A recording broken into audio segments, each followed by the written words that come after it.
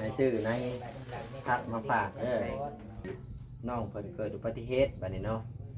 ก็คือยังบ่ได้เคยไปหาหมอจักเทื่อบ่น้องจักเดือนแล้ว5 เดือนไปมาไล่เอาตอนมือเป็นผ่าตัดจะ5 เดือนปลายเราไม่ต้องเนาะแต่ว่ายังบ่เคยไปหาหมอจักเทื่อเดี๋ยวที่นี่ทั้งแม่หน้าเพิ่นก็ว่าอยากให้น้องนี่ไปกวดคืนว่าหลังจากที่เฮาเกิดอุบัติเหตุแล้วกระดูกคาเฮาบ่มันต่อกันจำใดหั่นนะอยากให้หมอเช็คคืนเพิ่นก็เลยให้อ้ายนี่มาถามว่าทางเจ้านี่สะดวกมื้อใดหั่นนะภายในอาทิตย์นี้แม่ก็เดี๋ยววันพุธถ้าว่าแม่เพิ่นว่าวันพุธบ่แอนก็สิบอกแม่เพิ่นวันพุธหรือว่าทางน้องบอกก็ได้นะแม่ก็เพิ่นแชทมาหาน้องมื้อคืนอยู่แล้ววันพุธเดี๋ยวสิบอกว่าเพิ่นหารถแม่และที่นี่หลังจากที่ว่าเฮาสิไปหาหมอแล้วบ่แอนน่ะสิหารถบ่บดแล้วสิเว้าเรื่องน้ำมันน้ำเพิ่นเพราะว่าถ้าว่าแม่นถ้าว่าเฮาสิไปลัดรถอยู่นี่ผัดไปหันไปนี่มันสิยากนะเพื่อไปฮอดโรงหมอเวลาที่เฮามามันก็สิยากเฮาจะได้ท่ารถได้ต่อนะได้ก็เลยว่ากระชั้นก็ทางลูกสิหารถนำบ่บดสบายดีสวัสดีพ่อแม่พี่น้อง FC เบิดสู่คนว่าจะเป็นฝั่งไทยฝั่งลาวหรือว่าสิเป็นทางต่างประเทศก็ยินดีต้อนรับเข้าสู่ช่อง YouTube บ่าวเอ็นสตูดิโอหรือว่า Facebook Fanpage บ่าวเอ็นอีกแล้วเอาพี่น้องเสริมเปิดภาพมาตอนนี้ก็มาอยู่บ้านอยู่ช่องของน้องแต่อีกคือเก่าเด้อพี่น้องเป็นบรรยากาศช่วงสายๆเนาะหลังจากที่ไปตลาดมาน้ำแน่เราพี่น้องและก็พอดีว่าหลังจากที่ไปตลาดก็เลยซื้อนี่แหละในผักหอมป้อมกับผักบ้งหมักแตงหมักถั่วเราพี่น้องเพราะว่าเมื่อวานนี้ทางบอยเอ็นมาเลยเห็นทางน้องบอยเพิ่นน่ะว่าสิปลูกผักและทีนี้บอยเอ็นก็เลยว่าซื้อมาให้น้องเพิ่นพอได้ให้เพิ่นปลูกพอได้ให้เพิ่นเก็บเราพี่น้องเนาะพอบ่ได้ซื้อทั้งหมู่อะไรเนาะกำลังจากที่บอยเอ็นไปตลาดกับพอดีว่าทางแม่ที่หน้าเพิ่นอยู่ประเทศสาธารณเซกเพิ่นก็ฝากเงินมาให้บอยเอ็นเป็นจำนวนเงิน 1,000 บาทเพื่อให้ใส่น้ำมันรถหรือว่าเติมน้ำมันพอได้ไปถ่ายคลิปนี่แหละเราพี่น้องเนาะทางบอยเอ็นก็ขอบคุณทางแม่ที่หน้าเพิ่นหลายๆที่ฝากเงินจำนวน 1,000 บาทมาให้ทางลูกพอได้ใส่น้ำมันไปถ่ายคลิปนี่แหละทางบอยเอ็นก็ขออวยพรให้แม่เพิ่นอยู่ดีมีแรงความเจ็บบ่ให้ได้ความไข้บ่ให้มีปราศจากโรคภัยไข้เจ็บทุกสิ่งทุกอย่างและที่สำคัญก็ขอให้ครอบครัวเพิ่นจงมีแต่ความสุขความเจริญเด้อสาธุแล้วก็ขออวยพรให้พ่อแม่พี่น้อง FC ทุกกำลังใจที่เข้ามารับชมคลิปบ่าวแว่นตั้งแต่ต้นจนจบที่บ่ความโฆษณาและก็ขออวยพรให้พ่อแม่พี่น้อง FC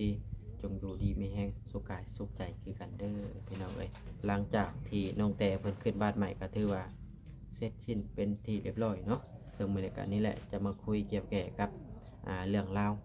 จะพาน้องแต่ไปหาหมอนี่แหละเพราะว่าน้องแต่หลังจากที่เกิดอุบัติเหตุพี่น้องทั้งน้องเพิ่นก็ยังบ่เคยไปกวดคืนจักเทื่อและที่นี่ก็เลยแม่เพิ่นว่าอยากให้น้องแต่นี่ไปกวดคืนว่าบาดแผลที่เกิดอุบัติเหตุน่ะกระดูกภายในน่ะมันติดกันซะไปอะไรเนาะพี่น้องเนาะก็เลยว่าจะไปกวดคืนเพราะว่าทั้งน้องเพิ่นก็ย่างคือ FC เฮ็ดนั่นแหละเพิ่นก็ย่างบ่เที่ยงเนาะพี่น้องเนาะคือจะเป็นแดงนั่นแหละเนาะพี่น้องเนาะเอากับประมาณนี้แหละเนาะพี่น้องเนาะกระชั้นกะจะไปเอาในพักมาให้ทางน้องบอยก่อนบรรยากาศช่วงเที่ยงพี่น้องเอ้ยนี่แหละของฝากกับพี่น้องเอ้ยของฝากน้องแต่มื้อนี้ของอยู่ของกินแบบยาวนานกินแบบยาวนานนี่แหละเมื่อวานนี่ก็เห็นเพิ่นขุดอันนี้เนาะพี่น้องเนาะทางน้องเพิ่นว่าเพิ่นยังบ่มีในฟักก็เลยซื้อมาให้ทางน้องเพิ่นซึ่งซื้อมามื้อนี้ก็มีในบ่งน้ำแน่หอมป้อมหมักแตงทั่วเนาะพี่น้องเนาะมื้อแรกนี่ให้เพิ่นปลูกหรือว่าเพิ่นปลูกแล้วบ่เอ็นกาจะได้กลับเข้ามาอัปเดตทางน้องๆเพิ่นหั่นแหละพี่เลยพี่น้องเอ้ยพากันนั่งอยู่ห่มอยู่เย็นพี่เลย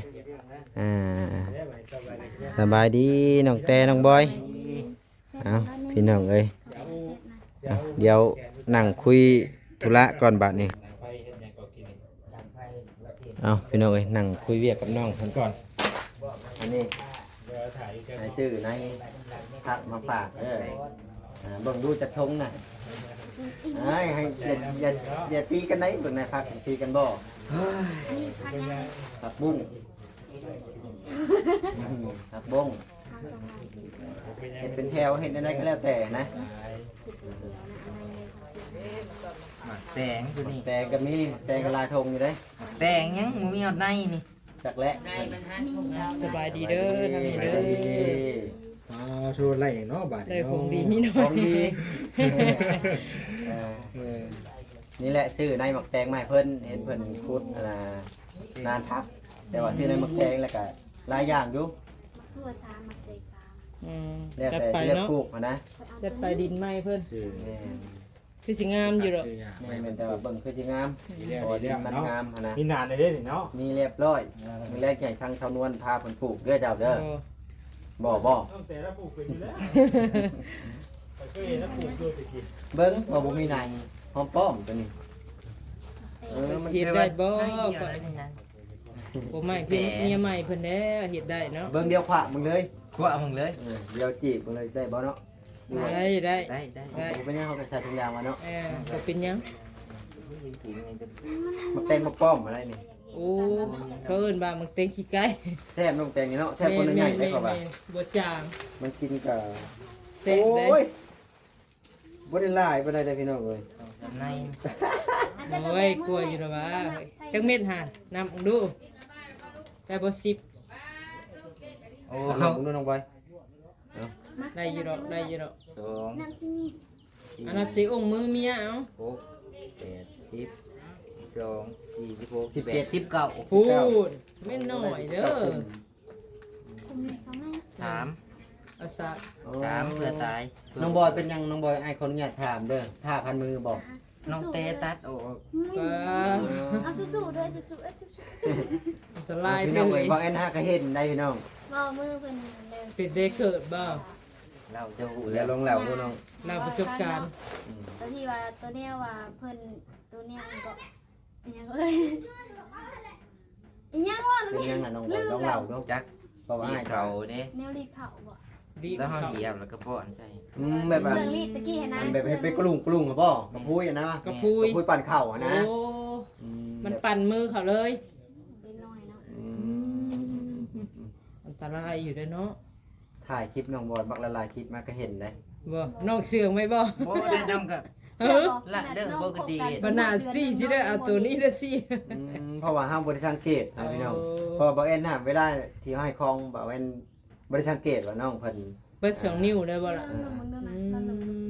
น้องบอกเองตรงสังเกตนะ อืม พอบริสังเกตได้ให้ก็เห็นตอนเอาในหมักแตงแค่มือนี่ได้นี่น่ะ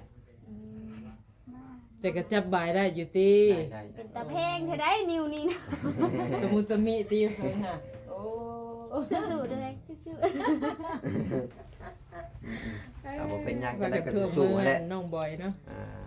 ๆ เพิ่นบ่ได้เป็นแต่เกิดแต่พี่น้องฮะก็เป็นบาง อืม ตอนดื้อ ตอนปีนึง ตอนปี1ตอนเด็กน้อยกำลังดื้อ ผมอยากเห็นจากหยังนั่นนะเนาะ นี่ ดินขายเงินน้อยตีเลย นี่แหละพี่น้องเอ้ยก็หลังจากที่เอาในหมักแตงให้ทางน้องแท้แล้วก็มีเรื่องราวที่มาคุยกับเพิ่นอยู่ เอาเมีย เจ้าก็อยากฮู้บ่ อยากฮู้แล้วเนาะ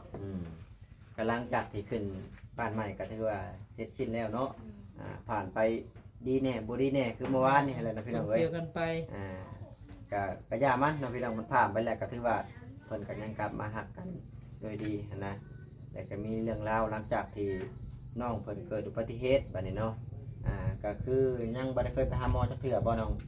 จักเดือนแล้ว 5 เดือนไปมาไล่เอาตอนมือเป็นพาทัน5 เดือน จะ5 เดือนปลายเนาะพี่น้องเนาะแต่ว่ายังบ่เคยไปหาหมอจักเทื่อ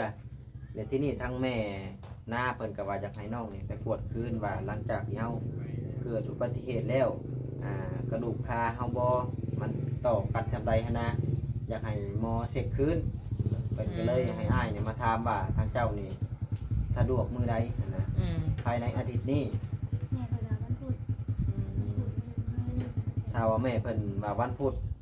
บ่แอนก็สิบอกแม่เพิ่นวันพุธหรือว่าทางน้องบอกก็ได้นะ แม่ก็ว่าเพิ่นแชทมาหาน้องเมื่อคืนอยู่แล้ววันพุธเดี๋ยวสิบอกว่าเพิ่นหาลูกนะ แม่และที่นี่หลังจากที่ว่าเฮาสิไปหาหมอและบ่แอนน่ะสิหารถบ่บอสและสิเว้าเรื่องน้ำมันน้ำเพิ่น อืม เพราะว่า ค่า ถ้า ใช้ ว่า จ่ายเนาะ แม่นถ้าว่าเฮาสิไปลัดรถอยู่นี่ผัดไปหันไปนี่มันสิยากนะเพื่อไปฮอดโรงหมอ เวลาที่เฮามามันก็สิยากเฮาจะได้ท่ารถได้ต่อนะได้ก็เลยว่ากระชั้นก็ทางลูกสิหารถน้ำบ่บอสสิว่าเรื่องน้ำมันน้ำเพิ่นแต่ว่าเพิ่นเมื่อก่อนแหละ ก็เลยยังบ่ทันเว้าก็มีแต่ว่ามื้อหน้าเนาะพี่น้องเนาะหรือว่ามื้อแรกก็สิโทรหาเพิ่นก็ได้ก็คือการไปนี่เฮาก็สิไปกันจักคนเด้เนาะชาวนวลสิไปนำบ่ โอ้ไปนำอยู่เนาะถ้าว่าตกมือกันมาแบบนี้ แม่นถ้าว่าหมู่คู่อยากไปนำก็ไปได้พี่น้องเฮาก็บ่ได้ห้ามไปถ่ายคลิปหลายๆคนก็บ่ฮู้ว่าหลังจากที่เฮาไปฮอดห้องหมอแขวงเพิ่นอยากให้ถ่ายบ่ก็อีกเรื่องหนึงเด้อตัวนี้พี่น้อง โอ้แม่น เพราะว่ามันเป็นห้องหมอรัฐบาลมันบ่แม่นเอกชน ส่วนหลายเพิ่นก็สิบ่ให้ถ่าย แม่นมันบ่ให้ถ่ายมันผิดกฎระเบียบ แม่นเพิ่นเคยเตือนอยู่เทื่อนึงสุข่อยเข้าไปช่วงนั้นเนาะน้องเตเพิ่นก็ห้ามคือกันได้ แม่นมันก็แบบว่าคล้ายๆแบบว่ายันอนาจาร แม่ ที่พี่น้องก็บ่เป็นหยังเนาะพี่น้องเพราะว่าหนึ่งมาเฮาบ่ได้มีอนุญาตคือเบาเตียงเพิ่นมีใบอนุญาตเนาะ โอ้ เพิ่นไม่เห็นใบอนุญาตได้ อืม ถูกต้องเพิ่นถ่ายอยู่ใช้ก็ได้ แม่น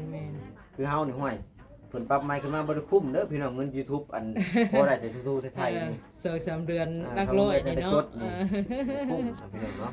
ก็คุ้มค่าแล้ว แม่นก็คือเพิ่นไปผ่าตัดนี่อยู่สวรรค์บ่ อันนี้คือสิไปกวดทางน้องเตแม่นบ่ แม่นบ่ โอ้ บ่เพิ่นเกิดอุบัติเหตุนี่แหละ อืม เจ้าไปเด้อเนาะตอนเกิดอุบัติ แม่ เห น ตุ แม่นไป เพิ่นก็เลยแบบว่าอยากไปบ่ต้นต่อบ่อนหมอที่ผ่าตัดให้เพิ่น โอ้บ่นชุดเลย แม่นบ่มันชุดเลยแล้วที่นี่หลังจากที่ไปแล้วแปลว่าเฮาอยากประกวดคืนบ่อนอื่นแล้วก็ปรึกษาเพิ่นว่าได้บ่นะ อืม ยกตัวอย่างว่าเฮาไปบ่ฮอดพุ่นแล้วก็ไปทางคลินิกอย่างต่างๆอะนะ อ่า เพราะเพิ่นเป็นคนไข้ของหมออยู่พุ่นเนาะ ๆแม่น เพิ่นก็ต้องศึกษาว่าน้องแตนี่ฮอดคันใดคันใดนะ ประมาณนี้แหละพี่น้องเอ้ยเพราะ ต้อง ว่า มี หลายๆค ห น นังสือนำบ่เวลาเฮาไปหาเพิ่น ตัวนี้บ่แม่นกับบ่ฮู้เด้อเพิ่นเฮ็ดหนังสือให้เจ้าบ่ เก็บไว้อยู่บ่รักษาไว้อยู่ ใบคนไข้นะ ไม่เคี้ยวไม่เคี้ยว แม่นตัวนั้นก็ถือไปก็ได้ถือบัตรเที่ยวไปมันก็จะโอเค แม่น มันจังสิบ่ได้เฮ็ดอีก เอ้าฝนตกลงมาไหนจักสิเอาฝนจักสิเอา ใบเจ้าถือมื้อนั้นน่ะบ่ แม่นบัดเขียว เอาไปเลยเพราะว่ามันก็ยังบ่ได้เบิดกำหนดดอก แม่นแม่น มันก็บ่ได้ยากแล่นอันนี้เฮายังจะไปถามว่ารอคิวอีกได้อันนี้เฮาเป็นคนไข้เพิ่นมีแต่ว่าเพิ่นแนะนำเฮาไปยืนนะก็ไปยืนมันก็จบนะ มันก็สิง่ายเพอเพิ่นคนนะมันมีขึ้นในคอมเพิ่นว่าคนไข้อันผู้นั้นผู้นี้เคยมาหาในเดือนนั้นเดือนนี้ อืม ประมาณนี้แหละสิมาแจ้งก็ได้ก็เลยแจ้งพ่อแม่พี่น้อง FC ไปนำกันเลยบางทีเพิ่นอยากช่วยค่าน้ำมันรถน้องแต่เพื่อพาน้องเพิ่นไปหาหมอนี่แหละพี่น้องก็ยินดีนี่ว่าช่วยค่ากับข้าวกับน้ำก็ยินดีได้อตัวนี้ แม่น เพราะว่าก็คือการขึ้นเฮือนใหม่กับมือวานนี่แหละเนาะเพราะว่าบ่แอนน่ะบ่มีงบพี่น้องเอ้ยก็เลยว่าให้น้องเพิ่นน่ะได้300,000พอทางผู้หลักผู้ใหญ่ทางเพิ่นบ่มีงบนะมีแบบจำกัดแบบมีแต่ว่าซื้ออุปกรณ์เล็กๆน้อยๆนะแต่ว่าทางน้องเพิ่นอยากเฮ็ดผ้าขาวก็เลยให้เพิ่นเฮ็ดผ้าขาวพออันเป็นพิธีผูกคอต่อแขนประมาณนี้แหละก็มีแต่ว่าให้น้องแต่แจ้งเพิ่นโลด ในการแจ้งให้อ้ายเพิ่นถ้าว่าเพิ่นเข้ามาแบบว่ายันเฮาบ่อยู่เฮือนหั่นน่ะเนาะ แม่นแม่น แจ้งให้อ้ายเพิ่นว่ามื้อนั้นน้อง บ่อยู่แล้วเนาะ แม่นมื้อนี้น้องสิไปเวียกเด้อกับบอกเพิ่นบางทีเพิ่นเข้ามาพัดเฮ็ดแต่เฮือนหั่นนะว่าเฮาบ่ได้บอกเพิ่นมันก็สิเสียเวลาทั้งหมู่คู่เข้ามาหั่นนะ อืมอาการมันผิดปกติบ่ล่ะมันปวดแห้งบ่ช่วงนี้นะ มีกระปวดตอนฝนตกพาห้อง เป็นแต่ไรมาแบบนี้บ่โอ้มันก็ธรรมดาเนาะแบบเฮาผ่าตัดบาดแผลมันคือว่าแหละเด็กหลายอยู่ข้างในเนาะ แม่มันมีเหล็กที่จอดกับกระดูก แม่นได้4-5 เดือนเลยบ่น้องอันตั้งแต่นะ เพราะว่าทำไมมันไหลอันนั้นก็สิหาเดือนไป เอ้ยว่ากลัวได้ บ่ไหลในว่าไหลแต่มือตามมันก็6เดือน โอ้โอ้ 6เดือนตาย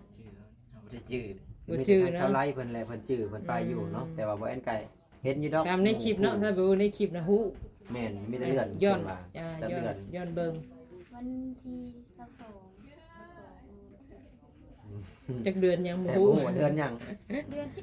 เดือน11บ่ ทำไมนั่น สากลบ่ นี่เฮามาเฮ็ดบุญว่าเดือน12นี่ อืม ตกเป็นเดือน12 อาซิเมนเนาะ เจ้ามาหยังตอนน่ะก่อนเกิดอุบัติเหตุ มา นั่น เฮ็ด แหละ บุญนี่ แล้วไปเกิดอุบัติเหตุในไสนะ มีเป็นแห้ง เพลงแห้ง เฮ็ดแล้วได้เนาะล่ะดูว่ายัง แล้วเอา แล้วมื้อนั้นก็ เออ เป็น น้อ เมื่ ง อเลย เมื่อส่งมื้อนั้นเลย อ่า น้องอยากมือเลยแต่เก่าบ่เคยอยากมือมาเป็นอยากมือ แบบมันจะเกิดเนาะ ก็ดีเลยเนี่ยเอาน้องมาส่งมาเพื่อนนะน้องก็ดีใจแบบนั้น บิดแล้วเนาะ แม่มันบิดเด็กๆก็ยามันถือกับเฮาขนาดแบบก็แม่นว่าน้องเพิ่นบ่ถือผ้ากับแบบนึงอีกคือเป็นบ่เป็น โอ้อันตรายอ่า อันนี้เพิ่นบ่ถือผ้าก็ลูกเพิ่นข้ามเพิ่นสู้เพิ่น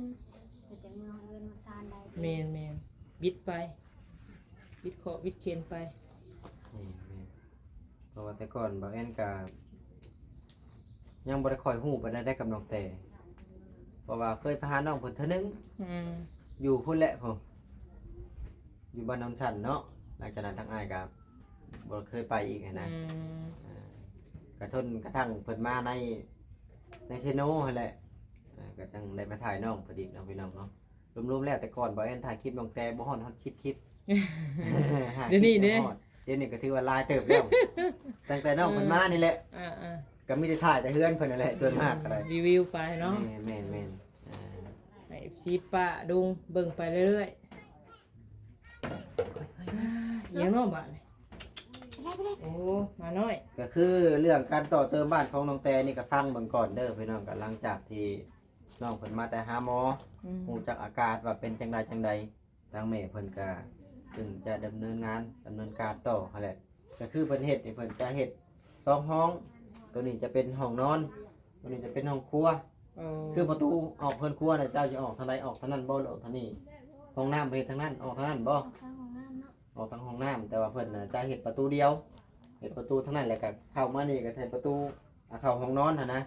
เพิ่นจะเฮ็ดประตูแบบ โอ้ห้องน้ำอยู่ทางนั้นแม่น แน่ที่แรกๆคิดว่าห้องน้ำอยู่ทางนี้ เออ ว่าสิเอาทางนี้นะก็เลยเพิ่นเปลี่ยนแผนไปทางนั้น ก็เลยเฮ็ดประตู สิ เข้า มา ด้าน ทางนี้แบบเป็นหน้าบ้านเนาะ แม่น มันก็เหมาะสมคือว่าเนี่ย ก็เลยว่าเฮ็ดประตูเข้าด้านเดียว อืม แล้วก็ประตูอันใครจากห้องครัวแล้วก็มาเข้าห้องนอนอีก อืม นะ อืมอืม ประมาณนี้แหละ แต่ว่าเพิ่นว่าสิเฮ็ดห้องตัวน้อยกว่าห้องนอนถ้าว่าเฮาแบ่งครึ่งนี่ก็บ่น้อยปานใดเนาะ โยกว้างเติบได้บ่เอ็น หน้าพี่แล้วก็ไปพี่นะ โอ้หลังคา ก็ ก็ ที่ก็ถือว่ากว้างอยู่ สุดยอดเลยโหยาวเหยียดแต่ว่าตัวนั้นเสียที่บ่มีต้นเสาเนาะ คือเซานี่บ่แอนก็สั่งมาแล้วนี่ บ่ สั่งมาแล้ว โอ้ แต่ว่า ยังสิได้ใส่อยู่ แม่น โอ้คิดว่าป้าไว้แบบนั้น ถ้าว่ามันจะมันอ่อนนะ เออ แต่ว่าสั่งเซามา แม่ อัน น นี้มันก็ยังอยู่ตรงนั้น เพื่อยันลมยันฝนให้ละเนาะอืมช่วงนี้ก็หน้าฝน โดยก็มีแต่ว่าหลังจากจบภารกิจพาน้องแต่ไปหาหมอก็ยังบ่ฮู้ว่าสิเบิดเท่าใดหันนะ แม่น อ่าคือไปตอนนั้นเบิดหลายเติบบ่น้องแต่ ๆบ่ถึง ไล่ โอ้ ทั่วย ฮะ หมดบ่ อยาก จะ ลักเจ็ดลักแปดไปแหละ ไปล้าน มันกลัวมาก แบบเฮาไปกวดไปเช็คซื่อๆมันก็บ่นักปานนั้นติ ขนาดใครอยู่ใครยาแต่ละมื้อ ประมาณ2-3เนาะ ประมาณทางคำล้านเนาะ อ่า ไล่เผื่อไว้หั้น อ่า นะ อ่า ถ้าว่ามันเบิดน้อยก็แฮงดีได้พี่น้อง โอ้ เอ้ย เฮงดีแน่เนาะ นี่ก็เฮาก็มีแต่ว่าบอกแม่ ตี เพิ่น ประมาณ เผื่อ นี้ ไว้ ซื้ออ่า ประมาณเงินไว้หั้นนะ อืม จะหน่อยว่าไปกวดแล้วเงินบ่พอเพิ่นบ่ให้มาให้จังได๋บัด บ่เอ็นแล้วนอน ประมาณ4-5,000เนาะ แม่นประมาณ4-5,000เผื่อไว้นะพี่น้อง แต่ เอ้ย ว่าบ้าผมกับมันนี่มานอนคือว่าแหละเขาไปหาหมอ เพราะว่าค่ายามันแพงนะพี่น้อง แม เอ้ย นแมน แค่เฮาจดชื่อนี่ก็ยังเสียแล้วได้ แม ยัง น บ่ทันกวดพยาธิหลังจากกวดพยาธิไปยืนยาก็ถือว่าการนี้พี่น้องก็เข้าใจกันเนาะ ยากับยารุ่นดีเพิ่นให้อยู่ แม่น คุณ แม่น มันก็สิสูงแน่ มันสิมียาพวกแคลเซียมเนาะ แมนแมน เพราะว่าเฮาเสริมกระดูก อืม ให้มันติดกันถ้าว่ามันเป็นยาธรรมดามันก็บ่แพงยาแคลเซียมแบบการผิดปัวบาดเฮาเลยเนาะพี่น้องก็ถือว่ามันก็เฮายังก็สรุปบ่ได้มีแต่ว่าเฮาสิไล่เงินเพื่อไว้ อืม เพื่อว่าถ้ามันเรือมาแม่เพิ่นว่าสิให้ยกให้น้องบ่ก็ยกให้น้องถ้าว่าแม่เพิ่นว่าให้ดำเนินงานตัวนี้ต่อก็เอาซื้ออุปกรณ์ อืม ก็ประมาณนั้นแหละ อืม เพราะมันก็ยังหลายอยู่เด้คือเฮ็ด เดี๋ยว นี่ จะ ก็ ได้ ยัง ค่อยว่ากันเนาะ ยังแห่ยังทราย อืม บล็อกแล้วก็สิเอาดินมาเข้าอีกได้นี่เพราะมันต่ำ อืม มันต่ำนี่บางทีก็จะเอามาใส่ตัวหน้าอีกนะ ยาฝนน้ำฝนตกในโหเนาะไปทุกที่ได้น้ำฝน แต่ว่าสิก็บล็อกขึ้นแล้วก็เอาดินใส่แล้วก็เทพื้นก็คือพานี่ก็เอาพามาชุล่าเอาสีเก่านี่แหละให้มันเข้ากันเลยกลมกลืนกันเลย โอ้แถวนี้ก็สิคักแม่นบ่ เน้นข้างเบิดข้างตั้ง อืม ต ตันเบิดแต่ว่าจะใช้ประตูหน้าต่าง2ใบอยู่นี่ อืม บ่ได้คนมาให้น้องมันคลายเบิ่ง อืมอืมอืม บางทีสาวบ่าโอยมาเด้ เอ้ บ่าโอยอืม ได้เลยได้ป้า นี่คือสิเฮ็ดให้ทางอันนั้นบ่ทางลุงน้องเตหรือว่าอ้ายน้องเตอยู่นำบ่ ตัวนี้น่ะบ่แอนยังสรุปบ่ได้เด้อว่า อืม เพิ่นสิเอาจังใดเพราะว่า อืม หนึ่งมากอะมีทั้งผู้หลักผู้ใหญ่หลายๆท่านสมทบเข้ามา อืมอืม ก่อนที่เอาบ่าโอยมาอยู่ก็ต้องปรึกษาทางผู้หลักผู้ใหญ่เพิ่นว่าเพิ่นเสียอนุญาตให้มาอยู่บ่ อ่า ถ้าว่าผู้ใหญ่เพิ่นอนุญาตให้อยู่เฮาก็ให้อยู่เพราะว่าสิทธิ์นี่บ่ได้อยู่กับเฮาหั่น แม่ นะ นแม่น อยู่กับเจ้าของเงิน อืม คนก่อนแล้วก็คนหลัง อืมอืมอืม ถ้าก็แม่นอยู่อ้ายกับน้องเพิ่นเนาะ อืม เฮาอย่าเอามาโดยพลการก็บ่ได้ แม่น คนผิดมาผัดสิเป็นเฮาหั่นนะ อืมอืม เป็นหยังคือบ่บอกบ่กล่าวแน่หั่นนะแต่ว่าในความคิดของน้องเพิ่นอ้ายกับน้องเพิ่นก็อยากให้มาอยู่แล้ว อืม นะ อืม ก็คือบัดนี้แหละบ่าวโวยมากินข้าวกะคือเฮานี่บ่ได้มีปัญหาเด้ แม่นแม่ เพิ่น น จะกินหยังกะดูแลแต่เพิ่นเพราะว่าครอบครัวของเพิ่นอ้ายกับน้องเพิ่นเฮานี่บ่ได้ว่าบ่าวโวยบ่ต้องมากินข้าวเด้อบ่เป็นหยังเนาะ เพราะว่าก็สงสัยว่าทางนี้มันก็พออยู่ได้นะคือว่าสิเฮ็ดห้องเฮ็ดหยังพาก็เลยถามเบิ่ง แม่นอันนี้กัน อ่า อนุญาตอธิบายให้ FC เข้าใจพี่น้องเอ้ย ดูว่าไปเฮ็ดห้องรับแขกบ่เนาะน้องเต ก็ เลยน้องมาแล้วเนาะ แม่นเพื่อนน้องติ๊กน้องมิกมา อืม เพิ่นมาอยู่เต้าโฮมกันหลายคนก็แฮงดีพี่น้อง อื เอ้ย ม ก็เพิ่นเห็นห้องนี่เพิ่นคิดเห็นน้องแต่นี่ขึ้นบันไดยาก อืม อยากให้น้องไปนอนอยู่ตาราง อืม คือเพิ่นย่างนั่นแหละหลายๆค บาน ก็ เล เห็ ย น เนาะ แม่น ส่วนนี้ก็บ่ได้กินยากินหยังบ่ได้ต่อคือต่อยาเลย เจ็บกับบุกินเพราะว่ากินหลายแล้วมันน้องกินยาแบบยาแก้ปวดไปซื้อแล้วก็ยาต้านเชื้อซื้อยาปลาร้า อืม ก็บ่อยากกินหลาย เวลามันก็บ่ดี บ่ดีเนาะ พี่น้องเนาะ ถ้ากินยาอะไรก็บ่ดีเด้อ ก็ประมาณนี้แหละข่าวๆสิบอกเพิ่นก็เพราะว่าทั้งสามเพิ่นก็ยังบ่ได้มาลงมือเฮ็ดนั่นเฮ็ดนี่เฮาเข้ามากับบ่รู้จักว่าสิถ่ายเป็นหยังพี่น้องเอ้ย อืม ก็มีแต่ถ่ายเว้าหยอกเว้าหัวกันไปนั่นแหละบางทีก็ผิดบ้างบางบ่ผิดบ้างนั่นแหละเนาะ แม่น เพราะว่าคลิปเฮฮากินข้าวกินน้ำนี่บ่แอนนี่บ่ได้ไล่ตัดเด้อพี่น้อง นอกจากคลิปอันนี้แหละบ่แอนไล่ตัดไว้ว่าตรงๆเลย มันเป็นการเป็นงานเด้เฮาต้องไล่ตัด แม่น ตอนนั้นว่าสิว่าโยกกัดปลดการปลดงานนั้นมันก็บ่ได้มีแต่ว่าไล่ตัดก่อนจะเอาลง คือคลิปพูดเด็ดชวนเนี่ยก็บ่ได้ตัดเว้าโยกกันได้ก็บ่ได้ตัดนะ อืม มันเป็นคลิปที่มันบ่ได้มีแบบว่าเวียกงานที่ปนอยู่ แม่น มันเป็นคลิปวิถีชีวิตการเป็นอยู่ของเพิ่นซื่อๆพี่น้องก็มีแต่ว่าแจ้งทั้งหมู่คู่เลยเด้อว่าเพิ่นสิไปเมื่อไรก็ให้น้องแปรแจ้งเพิ่นอีกเด้อ อืม แต่ แจ้งอีก คร่าว ที ๆ นึง ก็คือ เนาะ ว่ามันพูดเนาะคร่าวๆไว้ถ้าว่ามันบ่มีการเปลี่ยนแผนนะ อืมอืมอืม บางทีหมู่คู่มาเพิ่นว่าเอ้าน้องแปรบ่เห็นไปไสเด้ไปหาหน่อไม้บ่เพิ่นว่าเสียเวลาได้พี่น้องเสียค่าน้ำมูกน้ำมันก็แพงหมู่คู่มามันก็เสียเวลามันก็บ่คักนั่นแหละ แม่นแม่น แต่ว่าเดี๋ยวสิแจ้งทั้งหมู่คู่คืนในคลิปหรือว่าเพิ่นเบิ่งคลิปบ่ก็จังว่ากันแต่มีแต่ว่ามือเฮาสิไปเฮาก็แจ้งอีกเทื่อหนึงเดี๋ยวความมันเข้าใจหมู่คู่มาน้ำมันก็แพงจนได้มาโอ้ยเสียน้ำมันมาซื้อบ่ได้จักคลิป ก็เข้าใจเฮาเข้าใจหมู่ตัวนี้เนาะพี่น้อง แม่นแม่น เอาใจหมู่ใส่ใจเฮาเอาใจเฮาใส่ใจหมู่ถือว่าเป็นการดีที่สุดแม่นบ่น้องแต่ หน่อย อืมจักนาทีแล้วเด้ฉันว่าน้องค่อย ของเจ้าอ๋อ19 19เอาก็ประมาณนี้เด้อถ้าว่าเขาล้วนมีหยังที่ปรึกษานำน้องๆเพิ่นก็ปรึกษาได้แต่ว่าทางค่อยก็สิจบคลิปแล้วเพราะว่าก็บ่ได้มีหยังไลน์มาให้น้องเพิ่นก็มีแต่ว่าให้น้องเพิ่นปลูกพัง แม่นแม่น บ่ได้เก็บเนาะถ้าว่ามันสิยังเพราะว่ามันบ่มีหัวนะพี่น้องหรือว่าถ้าว่ามีหัวจะปลูกก็สุดแล้วแต่ตัวนี้นะพี่น้องเนาะ ก่อนเนาะ ก็มีแต่ว่าอย่าให้น้องแต่ขอบคุญขอบคุณทางผู้หลักผู้ใหญ่ตั้งแต่เฮ็ดเรือนตั้งแต่แรกแล้วก็ฮอดปัจจุบันนี่แหละทางเอิ้นจูลี่แล้วก็แม่กงมาลีแล้วก็แม่นาเอาขอบคุญขอบคุณแบบงามๆเด้อเว้าว่าอ่อนหวานๆเพราะว่าอ้ายน่ะบ่อยากเว้าหลายเทื่อ ลองดูเลย เฮาก็ใหญ่แล้วหั่นน่ะพี่น้องเฮาสิบอกทุกคลิปทุกคลิปทุกคลิป อืมอืม มันก็สิ